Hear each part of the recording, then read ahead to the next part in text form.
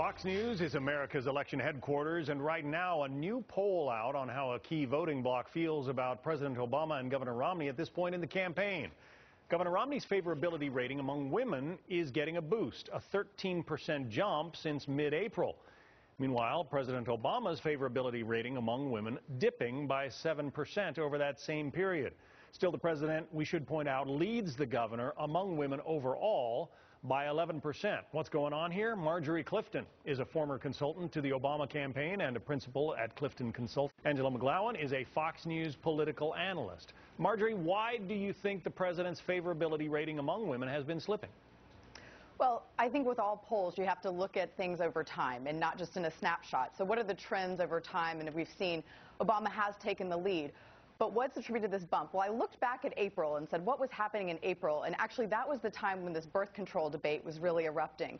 And what we saw was that Obama got a huge boost during that time. He was up to an 18-point lead, which is actually, he had a 12-point lead when he won in 08. So it was actually a huge bump to where he was with women even before. And it had everything to do with women overall, regardless of Republican, Democrat, or Independents, favored the Democrats' position on the birth control issue.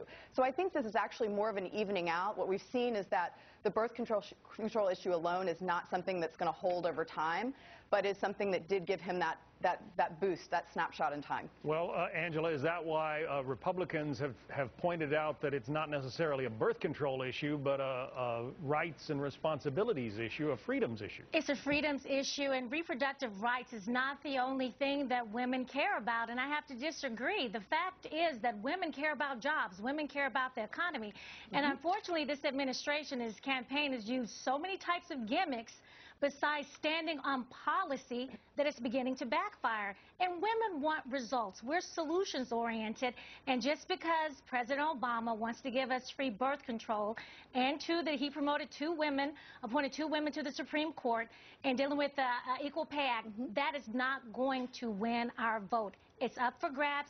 He got the vote overwhelmingly in 2008, but if you remember, Marjorie, in 2010, women helped Republicans win the House. Just a little over a month ago, ABC News Washington Post poll took a look at the favorability ratings of these two candidates, and there has been a noted jump there as well.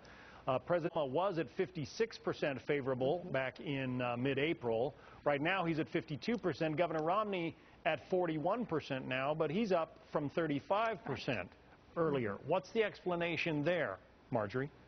Well, I think, again, it comes down to the economy. I mean, that is going to be the issue that plays, and I agree that women care about the economy first and foremost, as do all Americans. Right. It's on social issues that sometimes Romney gets on rocky ground. And it'll be a question to play whether the economy does end up giving Romney that boost, whether he is someone that women feel like they can connect with.